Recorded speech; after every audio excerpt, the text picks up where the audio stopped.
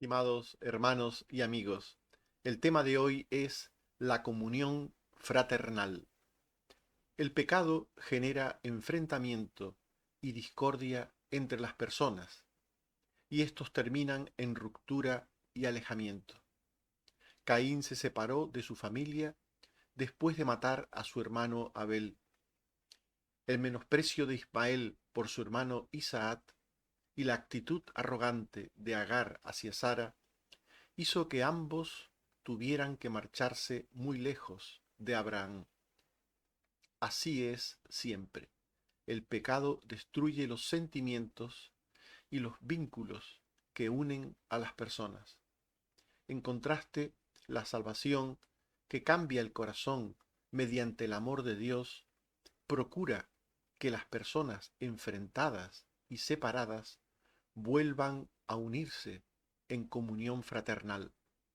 Cuando el hijo pródigo volvió en sí por el quebrantamiento del arrepentimiento, decidió volver a la casa de su padre. La salvación une a las personas, como dice el apóstol Pablo en segunda a los Corintios 13:14.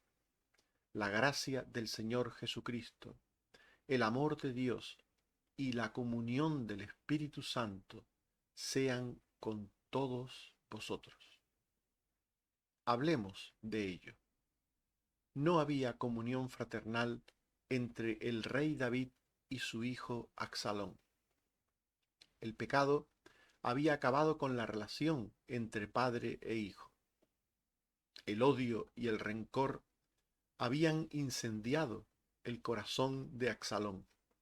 En 2 de Samuel 13, 22 y 32 se dice que Absalón aborrecía a Amnón, su hermano, desde el día en que forzó a Tamar, su hermana.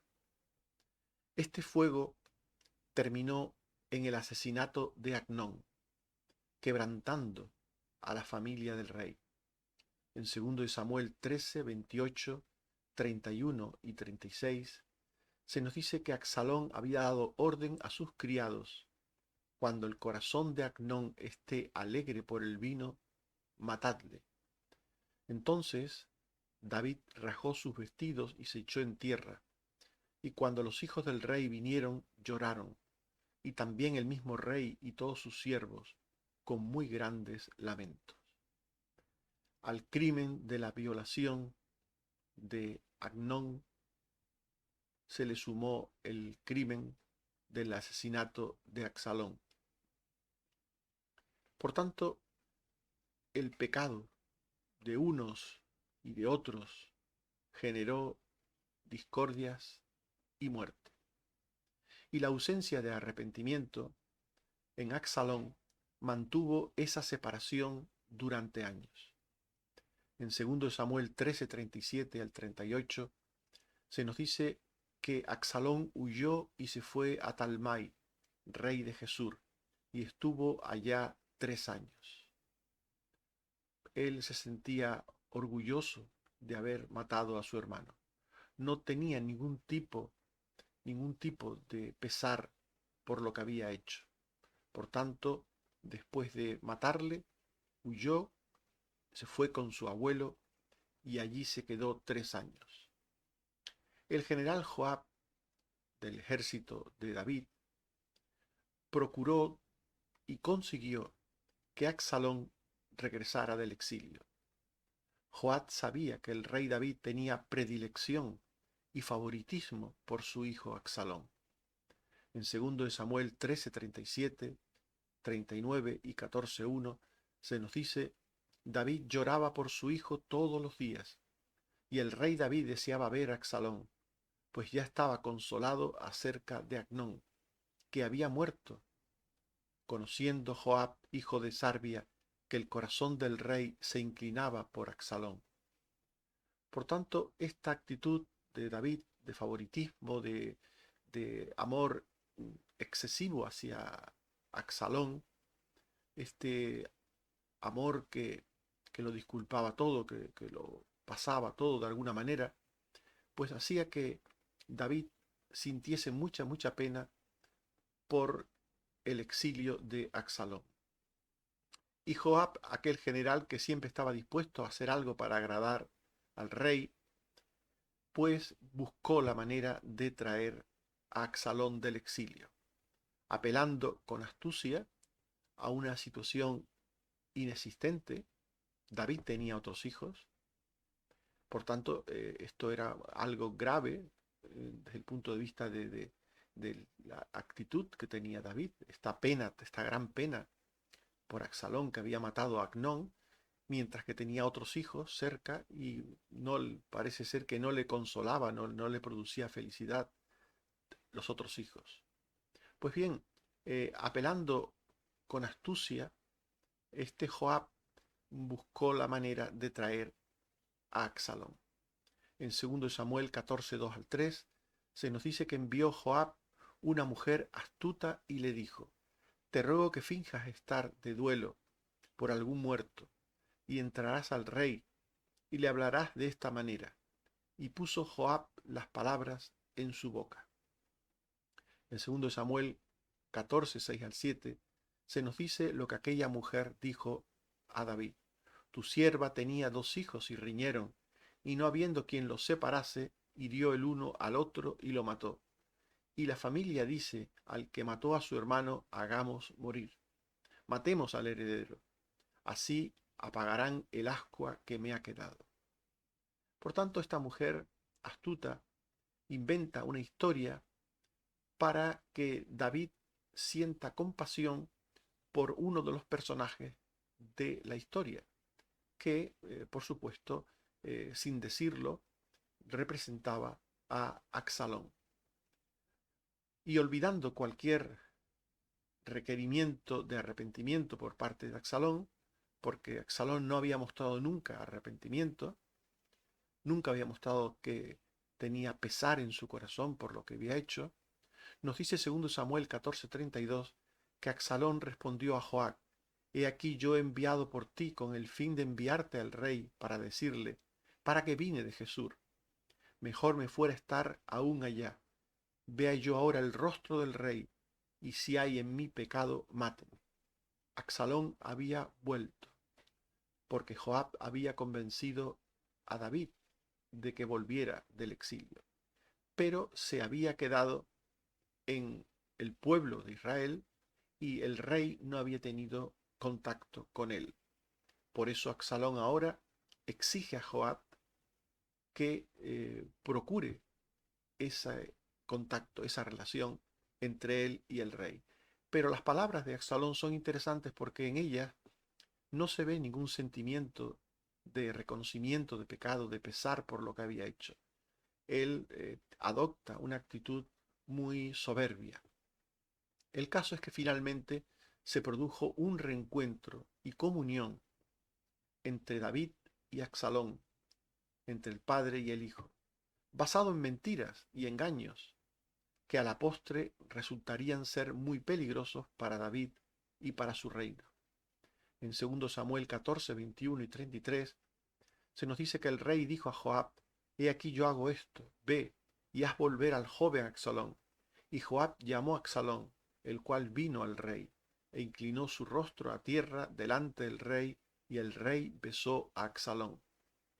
Por tanto, se produjo el acto de encuentro entre padre e hijo. Finalmente, primero volvió del exilio, estuvo un tiempo entre su pueblo, pero sin ver al padre, y después, finalmente, Absalón se encontró con su padre.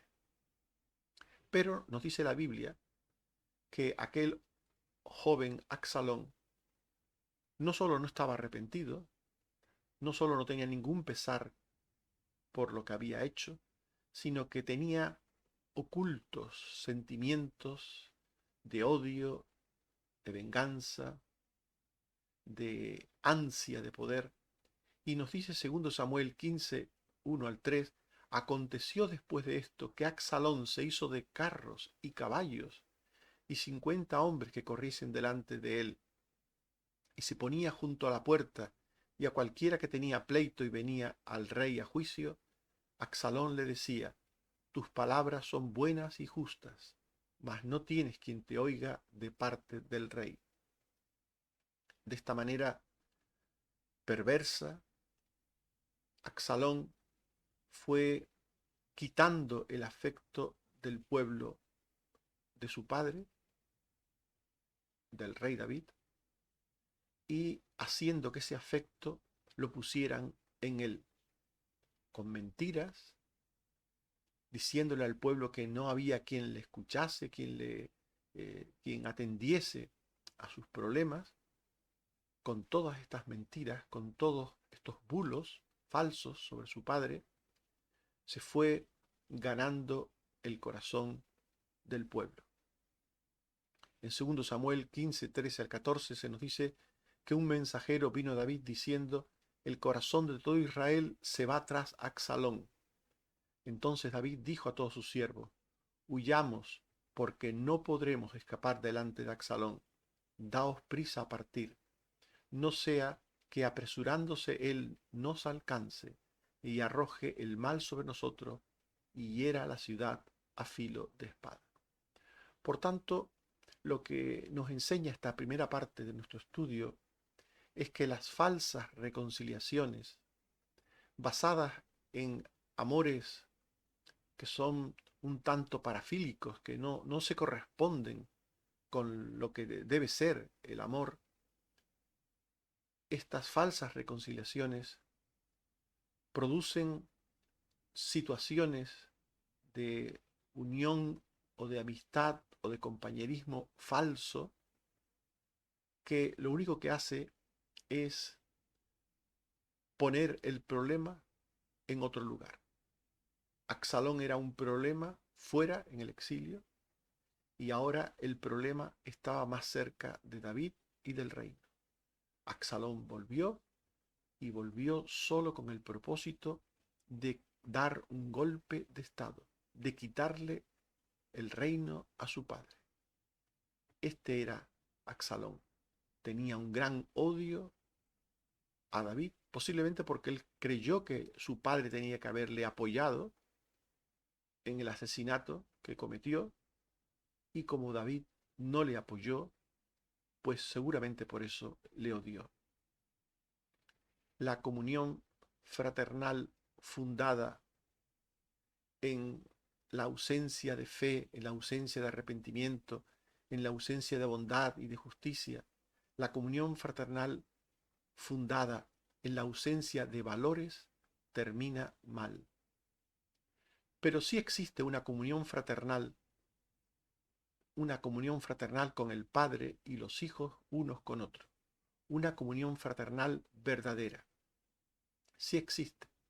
El hecho de que hayamos visto una comunión falsa, el hecho de que hayamos visto cómo se produjo una reconciliación falsa entre David y Absalón que terminó muy mal, eso no nos debe de llevar a creer que no existe una comunión fraternal verdadera entre el Padre y los hijos y entre los hijos unos con nosotros. ¿Cuál es la base de la comunión fraternal verdadera? Debe ser primero con Dios, a través de la fe en su Hijo Jesucristo. En el Salmo 25, versículo 14, se nos dice que la comunión íntima de Jehová es con los que le temen. Y en 1 Corintios 1:9 se dice: fiel es Dios, por el cual fuisteis llamados a la comunión con su Hijo Jesucristo nuestro Señor. Por tanto, no puede haber comunión fraternal verdadera si antes cada una de las partes que forman esa comunión fraternal no tiene personalmente comunión con Dios. La comunión entre los cristianos se basa primero en la comunión de cada uno con Dios. Quienes tienen comunión con Dios podrán tener después comunión los unos con los otros. El cristiano es alguien que tiene que tener paz con Dios. Debe haber arreglado sus problemas con Dios. Si estos problemas no se han arreglado con Dios, esas personas después no podrán tener comunión fraternal con otros, no podrán tener una actitud de verdadera relación, de amor, de afecto, de relación de servicio, de adoración, etc. En Juan 17, 20 al 21 se dice: no ruego solamente por estos, sino también por los que han de creer en mí por la palabra de ellos, para que todos sean uno, como tú, oh Padre, en mí y yo en ti, que también ellos sean uno en nosotros. Este texto confirma todo lo que hemos dicho. Todos los que tienen comunión con Dios tendrán comunión también unos con otros. No nos engañemos, hermanos y amigos. La razón por la cual en las iglesias no hay comunión fraternal en muchos momentos o en muchos casos se debe a que hay personas que no son salvas, que no son cristianas, que no han nacido de nuevo, no tienen comunión con Dios. Por eso nunca podrán tenerla con aquellos que creen que son sus hermanos. Por tanto, la base de la comunión fraternal verdadera, en primer lugar, es la fe en Cristo. El que tiene fe en Cristo podrá tener una unión con Cristo y también con otros que creen en Cristo.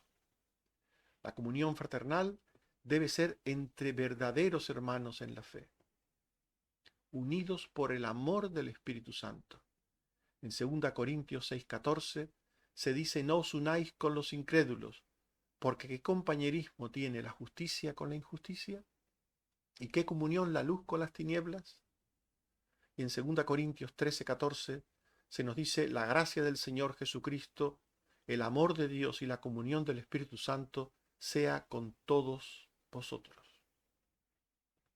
Este texto, tanto el primero como el segundo, nos habla de la imposibilidad de comunión entre la luz y las tinieblas, entre lo justo y lo injusto, entre lo bueno y lo malo. Por tanto, solo los verdaderos creyentes que tienen comunión con Dios pueden tener comunión. Solo los que verdaderamente son justos y santos podrán tener comunión con otros igualmente justos y santos. La comunión fraternal debe ser en la verdad de la palabra de Dios y de la buena nueva del Evangelio. Hechos 2:42. Perseveraba en la doctrina de los apóstoles, en la comunión unos con otros, nos dice aquí la palabra de Dios. Aquí se habla de la comunión de los primeros cristianos, una comunión basada en la doctrina de los apóstoles, una misma esperanza. En una iglesia, en una congregación donde cada uno cree lo que quiere, en la que cada uno tiene un pensamiento distinto sobre las cosas, sobre Dios, sobre la salvación, sobre el hombre, en una congregación donde hay diferentes doctrinas, no puede haber comunión. Por tanto, la comunión debe ser en la fe, la comunión debe ser en la santidad, pero también en la palabra de Dios. Dice la palabra: lo que hemos visto y oído, 1 Juan 1:3, lo que hemos visto y oído, eso os anunciamos, para que también vosotros tengáis comunión con nosotros, y nuestra comunión verdaderamente es con el Padre y con su Hijo Jesucristo. Como veis, esta es la verdadera comunión fraternal. Y por último, debe ser también en santidad. En santidad. La base de la comunión fraternal debe ser en santidad. Todo lo anteriormente expuesto, esta fe, esta vivencia, esta actitud de unión en la palabra, todo eso debe llevar a una vida de santidad y de amor genuino. Dice Proverbios 3:32: Jehová abomina al perverso, mas su comunión íntima es con los justos. Y dice Filipenses 2:1: por tanto, si hay alguna consolación en Cristo, si algún consuelo de amor, si alguna comunión del Espíritu, si algún afecto entrañable, si alguna misericordia. Este texto está hablando de la base de santidad de los creyentes en Cristo. La comunión de la que se habla aquí debe ser en el amor, en el afecto, en la misericordia, debe ser en la justicia. Y por supuesto, la comunión fraternal con el Señor y los unos con los otros se expresa también en la Santa Cena. La Santa Cena la toman los creyentes que forman parte del cuerpo de Cristo. En 1 Corintios 10, 16 al 17 se nos dice: la copa de bendición que bendecimos no es la comunión de la sangre de Cristo. El pan que partimos no es la comunión del cuerpo de Cristo. Siendo un solo el pan, nosotros con ser muchos somos un cuerpo, pues todos participamos de aquel mismo pan. Al tomar la Santa Cena, los creyentes obedecen el mandamiento del Señor. No es algo opcional. 1 Corintios 11, 23 al 25. Yo recibí del Señor lo que también os he enseñado, que el Señor Jesús tomó pan, y habiendo dado gracias lo partió y dijo: tomad, comed, esto es mi cuerpo que por vosotros es partido. Haced esto en memoria de mí. Asimismo tomó también la copa, después de haber cenado, diciendo: esta copa es el nuevo pacto en mi sangre. Haced esto todas las veces que la bebiereis en memoria de mí. Así pues, los creyentes cuando toman la Santa Cena proclaman un mensaje de salvación, de santidad y sobre todo de unidad con Dios y de unidad los cristianos los unos con los otros, sin palabras, de forma simbólica. Los cristianos cuando toman el pan y el vino de la Santa Cena están proclamando todas estas cosas. En 1 Corintios 11, 26 al 27 se dice: así pues, todas las veces que comiereis este pan y bebiereis esta copa, la muerte del Señor anunciáis hasta que Él venga. De manera que cualquiera que comiere este pan o bebiere esta copa del Señor indignamente será culpado del cuerpo y de la sangre del Señor. Es por ello que la Santa Cena debe tomarse sin pecado y en justicia. Esto hace que cada convocatoria de Santa Cena sea un llamado a la reflexión y al arrepentimiento. En términos metafóricos diríamos que es como pasar una ITV.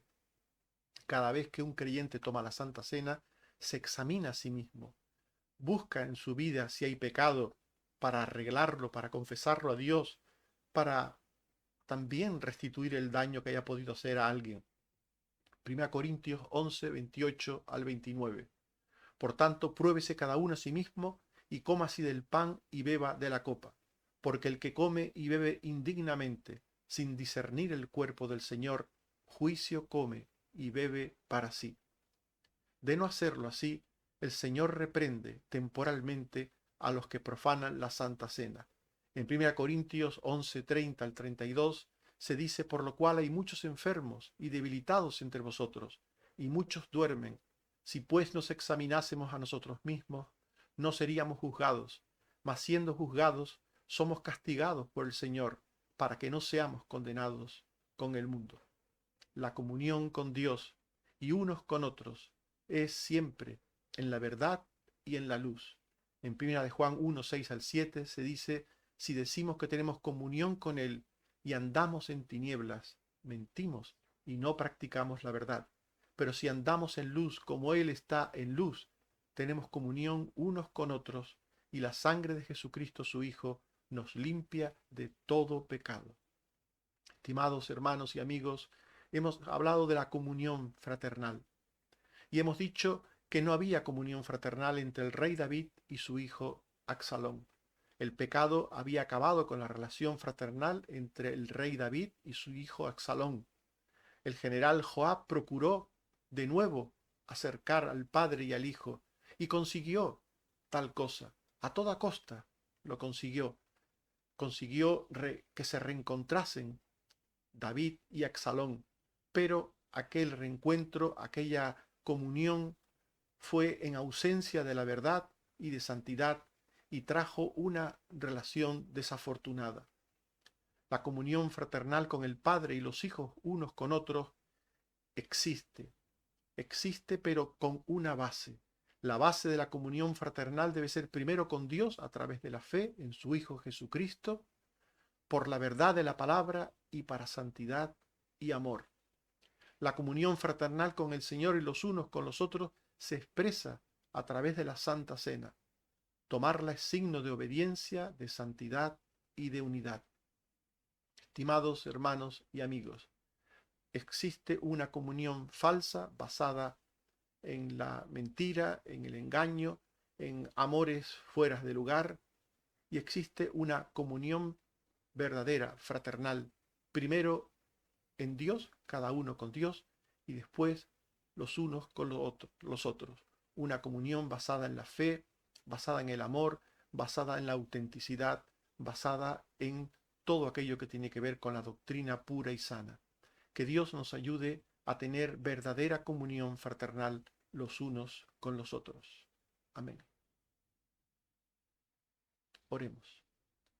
Señor, te damos gracias por tu palabra. Te pido que nos ayudes a desprendernos del pecado y de todo aquello que impida una comunión verdadera contigo y con nuestros hermanos. Ayúdanos, Señor, a tener la verdadera comunión fraternal. Gracias también porque has dado salud a Yeya, le has ayudado en su operación y está recuperándose cada día más. También te doy las gracias porque has ayudado a Bruno. Te pido también que ayudes a Águeda, que la ayudes en su problema, en su enfermedad que está padeciendo en estos momentos. Y por otro, Señor, por los que pedimos siempre tienen enfermedades crónicas, sigue ayudándoles, Padre. Y a todos y cada uno, danos la gracia de entender que la paz y la armonía debemos de buscarla y que para ello tenemos que tener la actitud que tú requieres de nosotros. Por Jesucristo tu Hijo. Amén. Que el Señor nos bendiga a todos. Amén.